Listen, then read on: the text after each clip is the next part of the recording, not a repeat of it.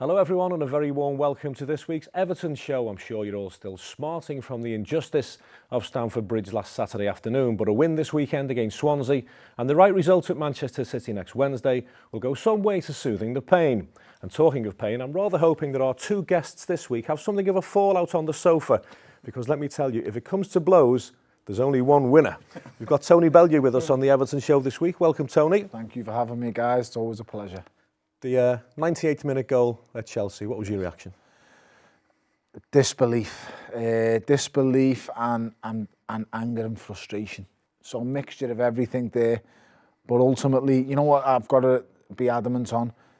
I know it was hard to take and it was so disappointing, but before that game, you're biting your hand off of the draw. And ultimately, you've got to go back to the beginning of the game. I know it's hard. We were winning the game, two separate occasions, but ultimately, you have to bear in mind and put into context just exactly how big that point is. And before the game, like I say, you'd have snapped the hand off at that point. So very disappointed, hurt and angry, but ultimately it's still a good result and a great point away from home. We'll talk, I'm sure, plenty more about the anger of both these guys throughout tonight's show. Plenty more to come from Bomber and the Snods then on this week's Everton programme, and we'll also hear from this lot. You know, we fought hard in the game and took the lead twice. So yeah, we're disappointed, particularly when we felt like, well, we know for certain that John Terry was offside. So that makes it hurt a little bit more. As soon as you walk in, someone starts talking to you, someone makes you feel welcome. You're never alone when you're here, and I think that's the most important thing that Everton in the community brings. It helps everybody to remember that they're not alone. We're at a stage in the season where, you know, if we want to get to where we want to be, and we've got to start stringing more results together and winning more football matches, basically. So Swansea's the next game up, and it's, you know, a good place for us to start doing that. We know that they're going to be a real threat away from home. They're a team that they can create threat and they can keep the ball really well. I think Alan Curtis has brought the all strength that this Swansea City team has. Snods, Tony hit on a great point there. On paper, a draw at Chelsea, 3 days after the draw at Manchester City, a decent results. We're playing well, aren't we? We are playing well. Great result at Man City. I thought we played exceptionally well first half. Defended fantastic second half, and then to go down to Chelsea, who have hit a little bit of form under Gus Hiddink, to take a 2-0 lead. You knew they were going to have a section in the game where they were going to get on top, and it came from probably a defensive mix-up, defensive mistake that they got back into the game. Costa put the ball in, and then we were under pressure a little bit. But the manner, as Tony said, the manner in the way we got the draw, I can live with a minute and 10 seconds over. I can't live with the decision, the offside decision. It's blatant. He's a yard offside. The linesman's got a great handle on it, and he don't give it. That's what disappointed me. It was a poor decision by the linesman, that's for sure. Well, I speak to Roberto Martinez after most games, and I can tell you that what you see is generally what you get. He likes to accentuate the positives. He's always polite and respectful to the media in a way that some managers clearly aren't, by the way. And he always keeps his cool and doesn't let his emotions run away with him. But when he spoke to me at Stamford Bridge after last Saturday's game, even he was clearly rattled by what he'd just seen. I think I've been involved in many games where you feel a little bit of injustice. Today is completely different. I think this is the worst feeling that I ever had after a game. Just because sometimes injustice goes down to the decision of a referee, a view that is debatable by the two sides. Today is just clear-cut. We played over the time. It was 7 minutes, and the last action happens at 7 minutes and 51 seconds, which is not 5 or 6 seconds. Is unacceptable to be nearly enough an extra minute. And then it's 2 yards offside. It's just you cannot justify at this level to get a decision so wrong. In terms of the performance, we get an incredible 2-goal lead, well deserved. At that moment, the game went a bit open and crazy, and we were punished with a bit of misfortune with the deflection of the second goal. But the character is incredible. We got ourselves back together. We scored another goal where it should have been the winning goal, and then just to go away with 1 point, it seems a real football crime. But more than anything, it's just the feeling that the players have, and every single Evertonian will be feeling so down. And it's unfair. Nobody deserves that. I think we need to understand that it was a winning performance. We won. We scored 3 goals. We conceded 2. And for whatever reason, another one has been awarded, and it's such a big error that is hard to explain and to put it into words. I don't think it's a normal situation that in football could go your way or not. Today it was just we've been taking 2 points away in the last action of the game and we didn't deserve that. Not happy, was he, the gaffer, after that game? Well, as we've touched upon, going away from home to the likes of Manchester City and Chelsea in the space of 3 days and returning with 2 draws is, on paper at least, a decent job well done. But when I spoke to Tim Howard, again at the side of the Stamford Bridge pitch last weekend, he wasn't ready to look at it that way. We're devastated. We thought, as much as Chelsea might be having an off year, they're supremely talented. They're dangerous. They showed that today, and we fought hard in the game and took the lead twice. So yeah, we're disappointed, particularly when we felt like, well, we know for certain that John Terry was offside. So that makes it hurt a little bit more. The dressing room not just deflated and disappointed, but there's a bit of anger in there, isn't there?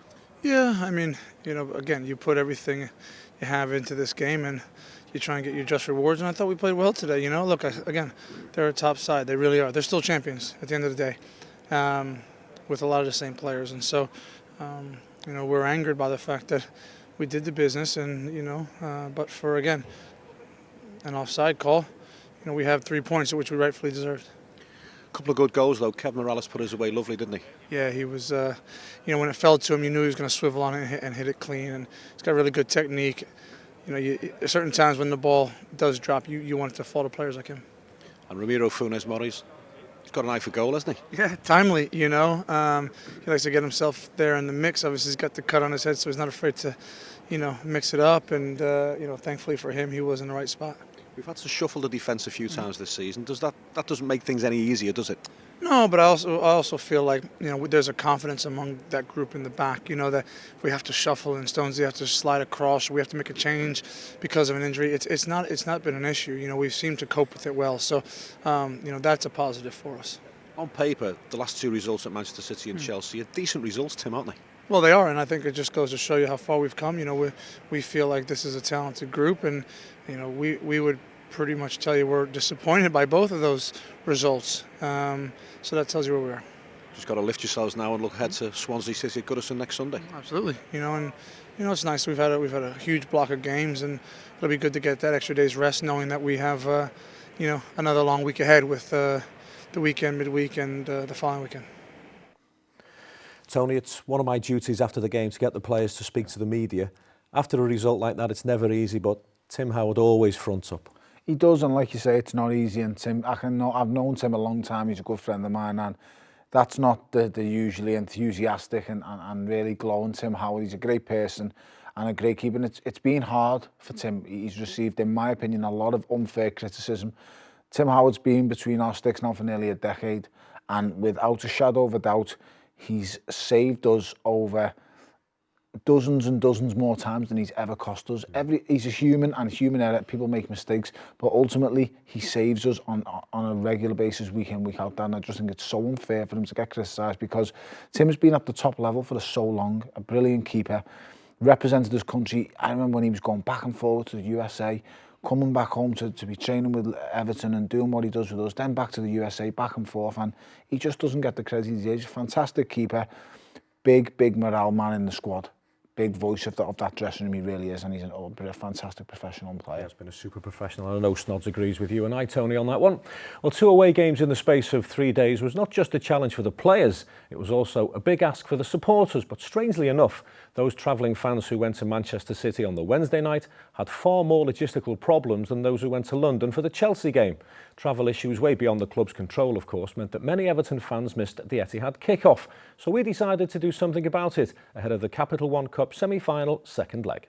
It was really unfortunate a week or so ago when we went over to the Etihad. We could tell at kick-off that a lot of fans had struggled from both sides. City and Everton fans struggled to get there. And when we found out more and found out how many fans had been affected, we thought we really should do something. We looked at the data, and the vast majority of the fans who got to the Etihad last week or tried to get to the Etihad last week had also purchased for the upcoming semi-final. So we thought it would be the right thing to do, to make a gesture and to pay for their tickets for the next leg. So it was a decision we made fairly quickly. We knew on the night that the fans were frustrated, so the chief exec and chairman had a chat, decided that it was a good thing to do, and basically made it happen. We've had great feedback from our fans, and hopefully it'll give the fans a little extra lift as well on Wednesday night and helped take us through to the final. Our away support is renowned throughout the Premier League, isn't it? Yeah, the away support's fantastic. I know the players when they first joined the club have been amazed when they've first seen how dedicated our fans are wherever it is. On the road this year has been a real challenge because of the distances. We've had probably as many miles to cover in a Premier League season going away from home as ever, with Norwich and Swansea, Southampton, the North East clubs and so on, Bournemouth. So it's a fantastic effort, and everyone at the club really recognises that. And as I say, I know it gets through to the players and gives them a lift as well. That was Richard Kenyon, and that's just about it for part one of this week's Everton Show. We'll take a short break right now, but don't go too far away from the telly, because after the break, we'll be hearing from David Unsworth, Amanda Holden and Gareth Barry.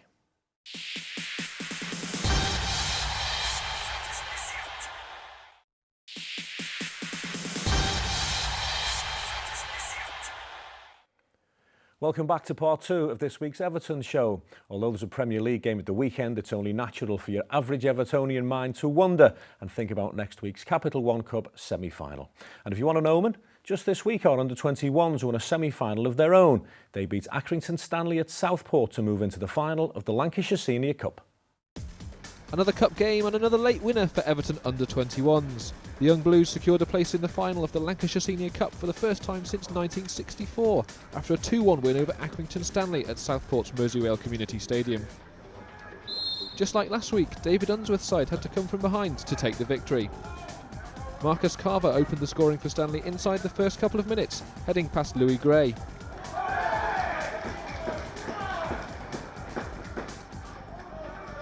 Everton then took over and earned a deserved equaliser via the boot of Joe Williams.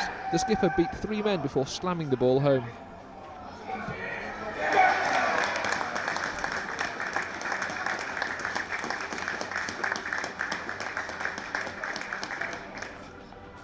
The Blues had more of the play in the second period but couldn't find the winner until very late on. Extra time looked a certainty until substitute Courtney Duffus, the man who scored the winner in injury time last week, struck again at the death. He headed in Matty Folds' cross to book a cup final date with either Oldham, Manchester United or Blackpool. Very proud of the players again. They were terrific.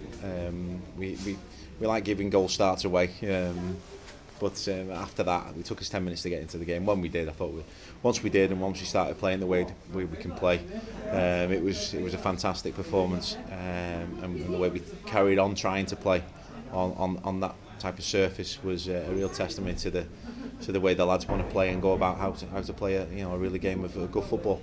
Obviously, speaking to Unzi, he said he's going to bide his time with you, obviously, after the injury. Do you feel like you're slowly coming back to fitness now? Yeah, I mean, it's been a long time I've been out, so obviously it's going to take a while for me to get back to the level I was before the injury, so I'm just taking it game by game, day by day in training. So. We're all confident we can beat anyone. We feel as if we can finish high in the league. I'm just all dead confident and buzzing at the minute. Tony, you just said a terrific thing off camera. Hit the nail right on the head. David Unsworth does things the Everton way. He does, Daz, yeah. I've known David quite a long time now, and he's Everton through and through, basically. He does things the Everton way, the right way, and to see what he's doing with the young lads of the club is fantastic. And, it's someone for them to look up to, something for David Unsworth's got an England camp. He's played countless games for Everton Football Club and always been kind of stalwart of the club and someone who's strong and a good leader. Used to watch the Blues when he was in the team, didn't you, Tom? Mate, I had my season ticket in them days, the Gladys Street, Road KK. It was fantastic days. You know what? It seems like an eternity ago, but it was they were amazing days. I used to love going on the Gladys, and I always had it on KK because just above the top left-hand corner of the goal, and that was the place where all the singing used to kick off, and we'd be screaming and shouting. And nowadays, I have to sit in places where I just have to keep my mouth shut until a referee does something silly, and then I'm up and I'm screaming, and people look at me and say, "You don't belong in this place." It's a good job we weren't sat there when I were playing. I'd have bit you once or twice with shots on goal in KK.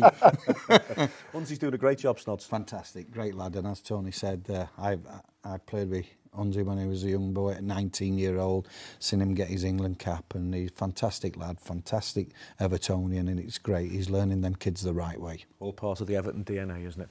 So is Everton in the community, and that's something that all Evertonians are quite rightly very, very proud of. Bomber and Snods themselves have mucked in over the years on many of the schemes and programmes. And so we were delighted recently to have secured the services of Amanda Holden.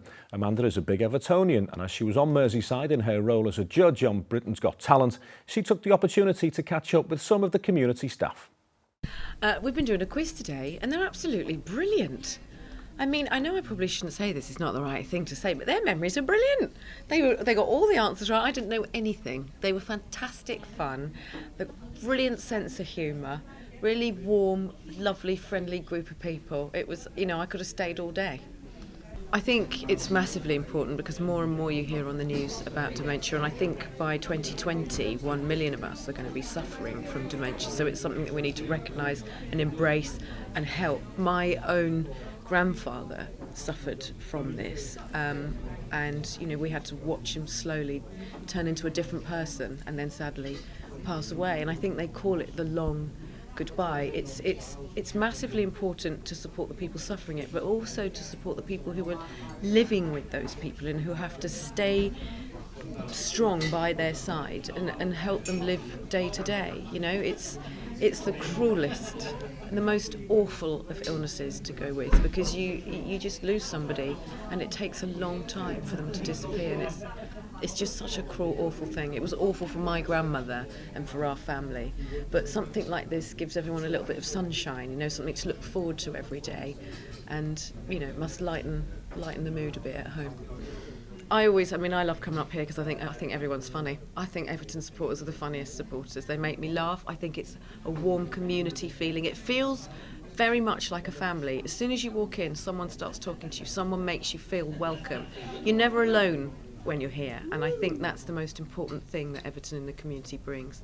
It helps everybody to remember that they're not alone. That was Amanda Holden there speaking at one of our dementia workshops at Goodison Park. Tony, you've helped out with Everton in the community on many, many occasions, and as I said earlier on, it's something that every supporter is justifiably proud of. It is, and rightfully so. It's a fantastic organisation which goes out there, helps the youth, helps the elderly. It shows no discrimination to age, colour, creed, anything. It just wants to help people, and it's a fantastic organisation. I've been sat down with children in classrooms and stuff like that who just need a little bit of guidance and help, and then I also help the elderly. Put a few plant pots and plants together. So the plant pot put a few plants together. So it was nice, to be honest. But I enjoyed my time there, and I think it's a fantastic organisation. Talking of plant pots, you've helped out as well, Snods, haven't you, from time to time? Loads of things in the community. Great, it's fantastic. Everton's contribution to the community. And last night, as we were at Denby Supporters Club as well, me, you, Graeme, Stewart, Richard Kenyon, had a great time there. Knowledgeable crowd as well. Thoroughly enjoyed it, and you and Diamond enjoyed the buffet as well, Daz. That doesn't shock me. It's important, isn't it, to get out to these places in North Wales. They come to see us, so we should go and see them. Without a doubt. You're thinking, how far is it? They do that every game. So every home game is an away game for them, because they're basically travelling an hour, 10, 15 minutes to come and watch the Blues at home at Goodison. So, yeah.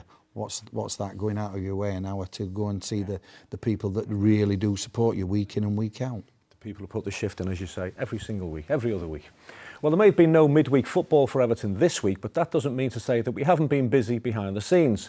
On Wednesday, for example, Snods and I hosted the official Everton radio show from the top of the Radio City Tower, and then, as Snods said, we went to North Wales to meet the Denby Blues. And all that came after an appointment earlier in the day at the Hilton Hotel in the city centre, where Gareth Barry was presented with the club's latest Player of the Month award.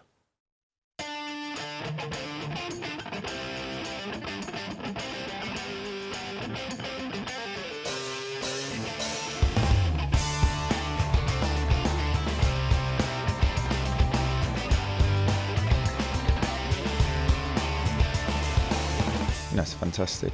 You know, it's a proud when you're being, you know, recognised by the supporters and also your teammates for a good month. So yeah, I was delighted to win this month. I think I've been around long enough now to know if I've had a good game or bad game, or if the team's played well. So yeah, I think it's important you keep your own standards and you know when you've done a good job.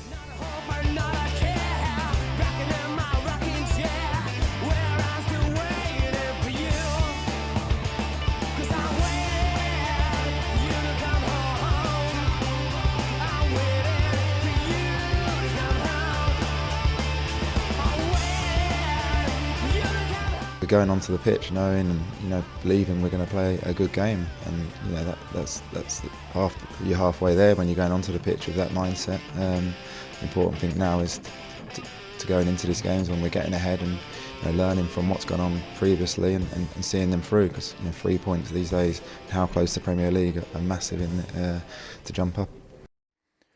Tony, we seem to talk about this guy, Gareth Barry, week in, week out on the Everton Show, and why not? He's been fantastic. Absolutely brilliant. A true model professional, someone for the younger lads to look up to at the squad. I think he's one of the highest, capped league players in the league. He's played so many games now. And like I say, he's just been a model professional since he come to Everton, and he's here. He does things for the club away from it, from football, and just a great example to young professionals at the club, and a good player. Most importantly, can play, helps the team week in, week out, never shy of a tackle, and just always there. Always there is the key phrase for Gareth, isn't it? He must be a dream for a young defender, because he knows where to be and when to be there to receive the ball. Do you know what, Des? I didn't realise how good he was until he arrived at Everton. I watched him at Aston Villa and watched him at Man City and thought to myself, well, what does he really do? And it weren't until I seen him live and I thought, I know what Gareth Barry does. He gives you everything. He gives the back four a figure to play through. He can see things so quickly first time when he receives the ball. He knows where it's going, and he's a great help to the young lads, as Tony's just said. The young lads have got to look up to people like him. Gareth Barry, he's still going strong. He's won the Player of the Month. He's been outstanding since his arrival at Everton Football Club, and he is a top pro. We were just speaking then about how highly Gareth Barry will probably rank in the January Player of the Month, but you think he might be pipped?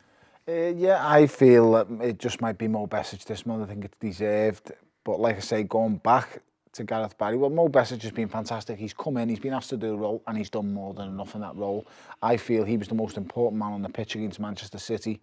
And you've got to look at it this way, the huge boots he has to fill in James McCarthy when he's playing, because James McCarthy, in my opinion, is the most underrated player in the Premier League. I think he's the engine of Everton Football Club.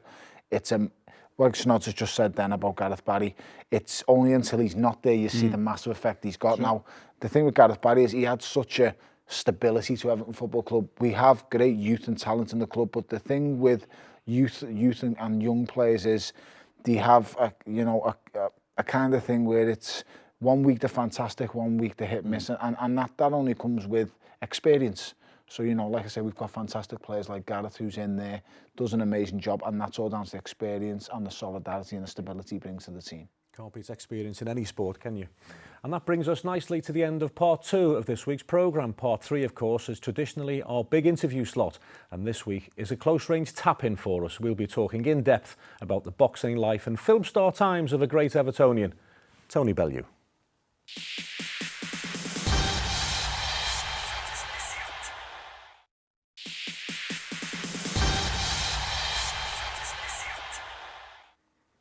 Welcome back to part 3 of this week's Everton Show, and this is a segment of the programme that both Snods and I have really been looking forward to.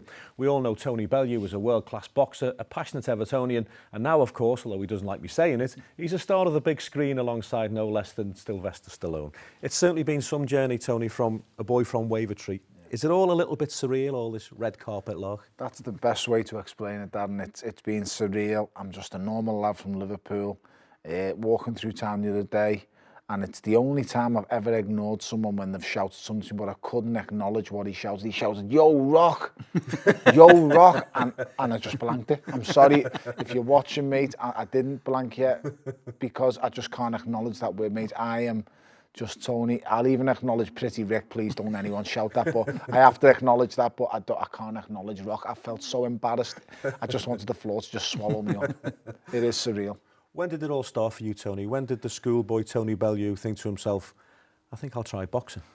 It's a tough one because I always idolised my dad growing up. My dad's always been a main focus in my life, and my dad had a security company and done so many different things, and he just always wanted to provide the best for me he possibly could. And growing up, I just wanted to make my dad proud. My mum as well, but like I say, I was a father's son, me, without a shadow of a doubt. And my dad always could fight. He was always known as a bit of a tough guy around, and I kickboxed at first, and I've done that at a good level. I was okay. under a guy called Alfie Lewis, and then what happened is in my last few kickboxing fights I knocked the guy out with a punch, and I think Alfie said, listen, I just think you should concentrate on the hands and not the feet anymore. So I was really young at that age, I mean 11, 12. I went to a boxing gym at first, didn't really like it, so walked away because all I ever wanted to do was play football. And I wanted to play for Everton Football Club, but the fact of the matter was I was too fat and too slow to ever play as a number 9. You so can still play for Everton if you're still fat and slow, you know. I'll take your word for it, it's not. But that's what I'd done. So, you know, I went from there and then I focused on the boxing, and before I knew it, it was just a spiral effect. It just one thing after another, it's more success after more success, and it made me more hungry, more driven, and I found myself here. Which boxers, professional fighters did you look up to, Tony, when you were a young man? Mine is a strange one because usually a lot of fighters will go, oh, I looked up to him because he was close to home and stuff like that. But for me, I just loved Riddick Bowe because I had so much in common with him. I loved to raid the fridge late at night. I think Riddick Bowe really wanted to be an American footballer, dreamed being a footballer, ended up in boxing, and just similar little things like that. And then he's also an Evertonian. It was just, I could just be part of what he was, and I loved everything he'd done. I also had a lot of admiration for, you know, John Conte, close to home, obviously, your Lennox Lewis's. I admired, ultimately, Nigel Benn. Nigel Benn, I'd say, is my favourite British fighter of all time, without a shadow of a doubt. And then I'd say, on a world stage, it's always been Riddick Bowe for me, which people find hard to believe, but it's just one of them things. You've always liked your boxing, Snods, haven't you? Love me boxing. From being a teenager, I wouldn't fancy getting in the ring without a shadow of doubt, but that's what they're for, by the way. Tony's you and Tony are going to get them on. But I've so much admiration for these boys just to step in the ring, and it went until I really got serious about boxing until I moved to Liverpool and realised how much it meant to the city of Liverpool, boxing. It's a fight city. Yeah, it is a fighting city, and it's fantastic. I've been down to many, the Echo Arena to watch many of his fights as well, but many fights anyway. And you've got all the Smiths, great ambassadors for the sport. You've got Tony, Big Dave Price, I enjoy his company. So I've got all the time in the world. They train the socks off, these boys do, and to get in that ring, they deserve a medal. Was there a point in your fledgling boxing career where you thought to yourself, I've got a chance here, I'm not bad at this? You know what, Daz, I didn't ever think I was good enough, because I'm always my worst critic, and I didn't think I was good enough to even win an ABA title. And I went in the ABAs, and I remember still to this day, I'd won the novice championships at 81 kilos, and then I couldn't make weight anymore. And there was 3 fighters going to go in 81 kilos in the championships. There was myself, Michael Whitty and Paul Keir. So it became apparent that Mick Whitty couldn't make 91 kilos. So I said, you know what? I'm really struggling to do 81 kilos. I'll happily jump up 10 kilos and I'll just go in the ABAs for the experience of doing that. So I had KFC, Sayers, McDonald's, and I got up to 91 kilos, and I just went in these championships and I beat everyone in the country. And once I won the ABA title, it just went on from there. It was crazy. I wish I knew that Sayers and Greggs was the secret, Snods. I'd have tried it myself. Well, the Creed film that Tony's been in has certainly given Everton Football Club some amazing exposure. The crest, the training kit, the stadium, the branding all feature very heavily in the movie, and some people have even suggested that there's a chap in the ring right at the end who looks a bit like me. I'm not so sure about that, but a gentleman called Kevin Bell is from the Liverpool Film Office, and he explains how Goodison came to feature and just how significant an inclusion it really is. The producer of the film is actually from Liverpool, was born here, so I'm coming over and visited both football clubs and looking at different ideas and scenarios around the exterior of the stadiums, the build-up, obviously to the boxing fight in the film, and also how the stadium itself would fit in with the project. Went around both stadiums on a non-match day and a match day, and from that they made the decision that Everton was the right football club for them. You can see that straight away from the promos, that Goodison's going to play a big part. It'll be a character in itself in the film, which is it's amazing.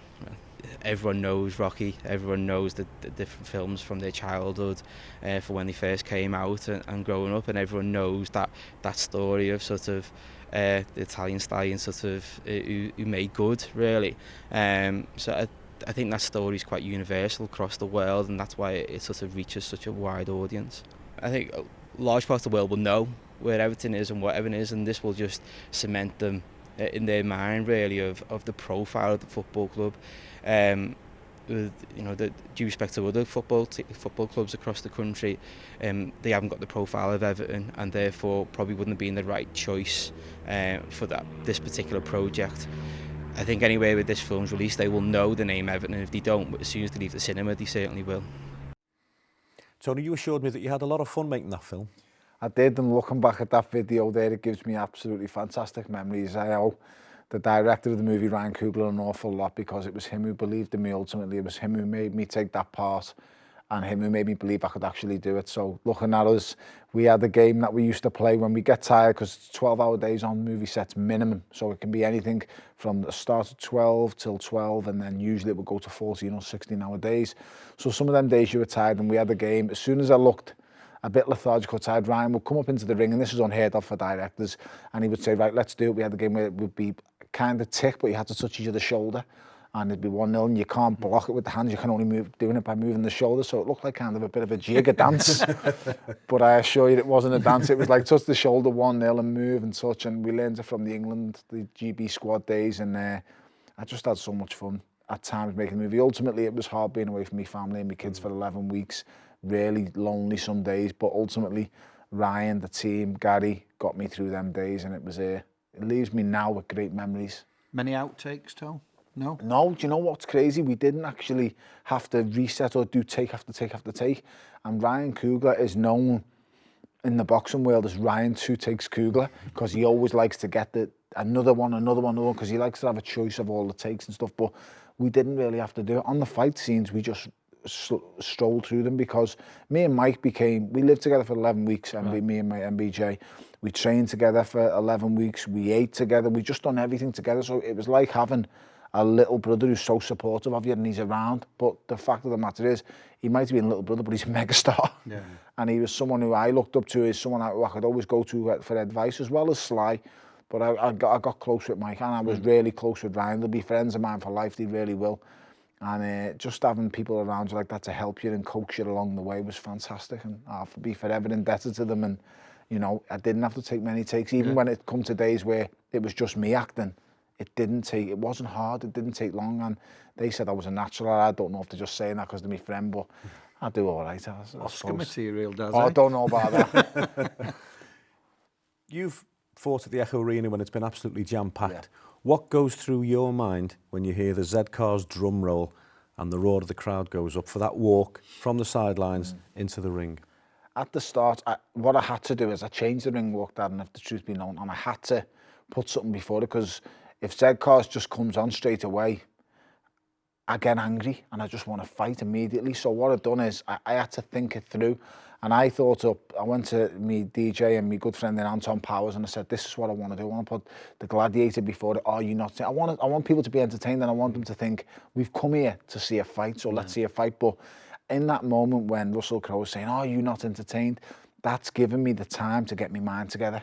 And it allows me to really focus. I don't look at the crowd, I turn me back to the crowd so they just see Bomber Bellew on me back, and I just focus on the dark, and I just think, get yourself together, you're getting ready to go to war, it's time.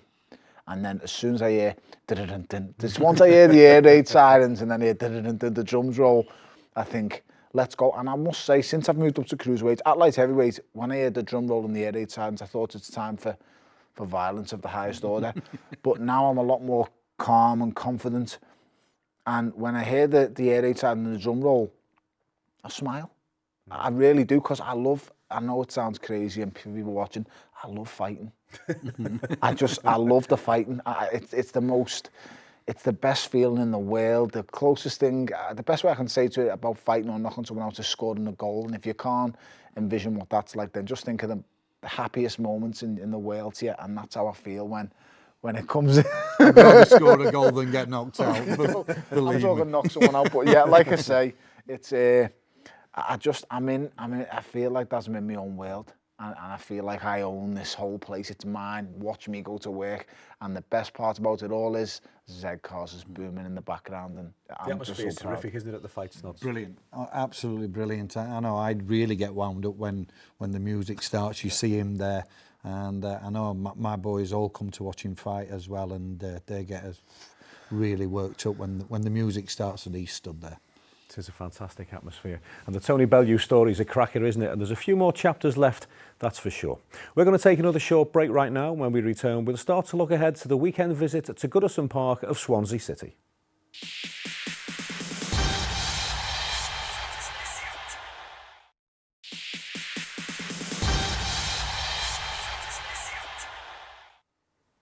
Welcome back to the fourth and final part of this week's Everton Show. It's Swansea City up next for the Blues, and that's a club, of course, that Roberto Martinez knows only too well.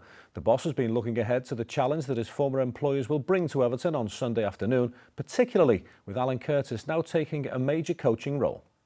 I had the pleasure to work with Alan, and in that respect, he is exactly a football true gentleman and someone that is ready to steady the ship and bring his charisma and his work to a team that at the moment probably they're not where they should be, but we know that the threat and the quality that they have in their ranks shouldn't be underestimated, and I expect a really tough game on Sunday.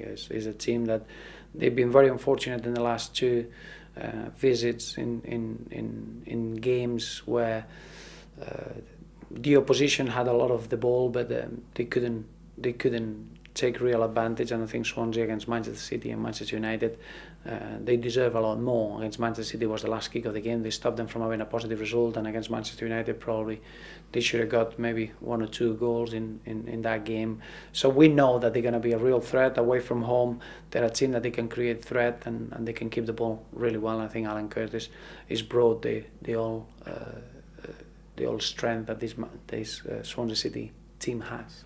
Alan Curtis is a legend at Swansea. Is he the right man to galvanise that team and take them up the table and away from the relegation zone? I think Alan Curtis is such a reliable figure at that football club. His experiences that he had as a player, someone that he set real new heights and new standards, someone that is always suffered with the football club. He's always carried the emotions of the football club in the darkest moments, and he's always been there for everyone that needed his support.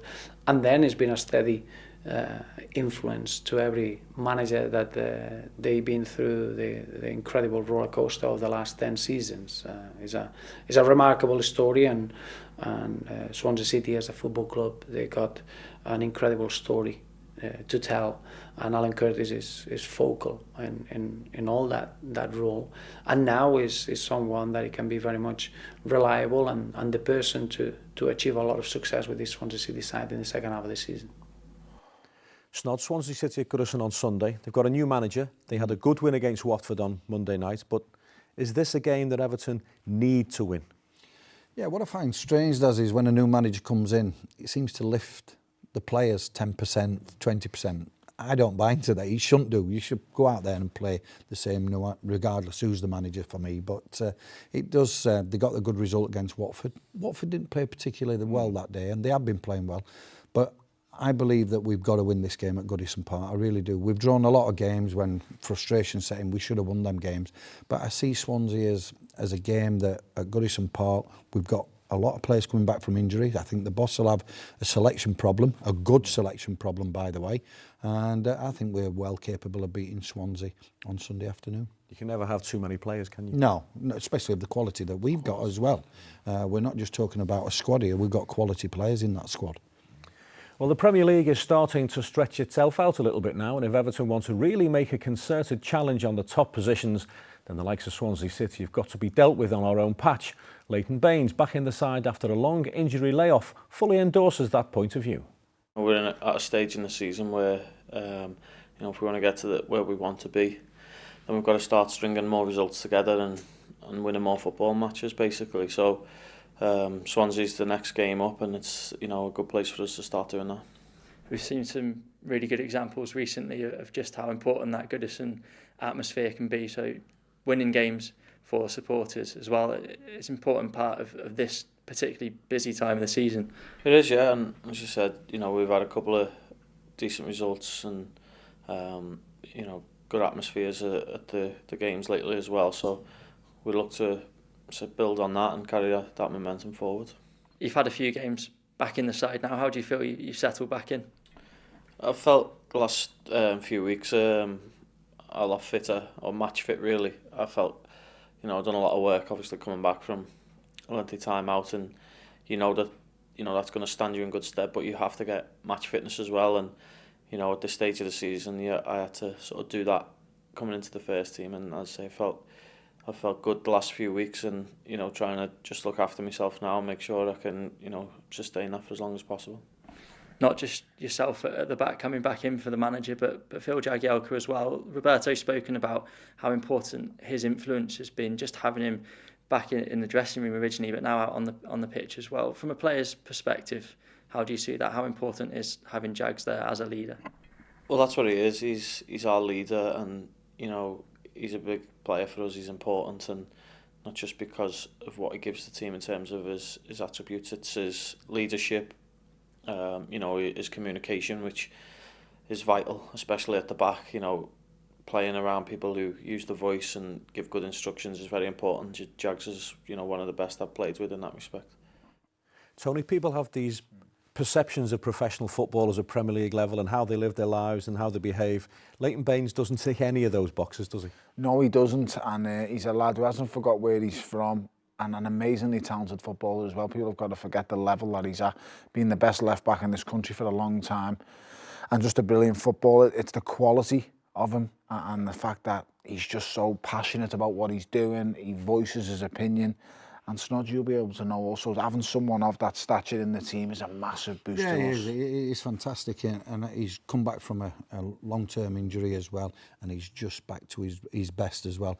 A couple of years ago, him and Pinar were the best left-hand combination you've ever seen in football. Fantastic they were. But Baines is a top player and an important player. And you look at Galloway, he's a great, exceptional young player who's done nothing wrong. But you'd have Leighton in there just before him. Well, not just before him, but before him, if they're both fit. He'll be learning so much. Yeah. Just even watching, being around the squad, training alongside Leighton Baines, he will be learning so much. Because listen, time waits for nobody. And ultimately, Leighton's getting older, but for me, he's in the prime of his career. He's a fantastic player and a massive part of the great Everton team. Nobody better for the young players to learn from, is there? Well, Roberto's assistant, Graeme Jones, is another Swansea City man, of course. Graeme knows the South Wales outfit very well indeed. He knows most of the people behind the scenes, and that's why he's been able to give us some real insight into what makes them tick. Yeah, well, obviously it's our previous club. It's where everything started for me and Roberto 9 years ago now, next month. And we'll always be grateful for that opportunity. And they're a great club. They're a club that's close to both of our hearts, so it'll be good to see some old friends at the weekend. One of those old friends be Alan Curtis. How important was he for yourself and for Roberto, and what was his first job in management? Well, Alan wasn't there when we took over, and within the first week Roberto said to me, Alan Curtis has to come back to the club, and he made it his business to reappoint Alan maybe September or October time of 2007, and he's been in ever since. He had an unfortunate break, I think, before that period where he left the club for different circumstances, but he's been a great servant off and on the pitch. People obviously don't know him the way me and Roberto do, but as a guy, he's as good as you'll meet anyway. He was certainly a great support to us during our time down there. And I know he's a popular character at the club. I believe they call him the legend. The legend, and why not? He's now done every role in the football club. So, but I think he'll be fondly remembered for his playing role where he earned that legendary status. To see him now in the dugout, will that be strange, do you think, on Sunday? Yeah, because the Alan Curtis I know, I didn't think that he'd want to go down that route. But Alan's one of these guys. He's an adaptable person. I think he's capable of doing anything really he puts his mind to. We're just about to run out of time, gentlemen, but we need to speak about the semi-final next week. You'll be there, Tony? I'll be there, screaming and shouting as always. Really looking forward to it. Hoping we can just go there and done what we done last week, basically. You know, a draw's enough. We just need to man up, toughen up, and really get the fight going. Snods? Yeah, we'll be co-commentating with yourself. You'll be commentating, Daz. Me and Diamond are doing half each. I want to do the first half, by the way, because if we're winning that second half, I want to listen to them Evertonians, because there'll be some noise coming out from that side of the ground. Do you ever shout something at the game which somebody might disagree with, and they turn round, ready to give you a volley of abuse, see who it is, and sit back down again? A couple of times that's happened. A couple of times. One was the derby. A Liverpool fan was sitting where he shouldn't have been, in our end, and they scored the goal, and I just said to him, "You shouldn't be here." And I didn't say it too loud, but he heard me loud enough. And as he flipped around, "What are you going to do?" He sorry mate, he said, "What are you going to do?" And then he just sat down. So that was the end of that one. And that's just about it for this week. What a packed Everton show that's been. We've had a little bit of everything: knockouts, Hollywood, celebrity judges, players, coaches, and of course, Snods. Thanks hugely to Tony Bellew for joining us this week. We'll certainly have you back, Tony, that's for sure. And to Snods as always, and to you for watching. We really do enjoy putting this show together, and the great feedback we get makes it all worthwhile. We'll be back next week when hopefully we'll all be planning a trip to Wembley. We shall see.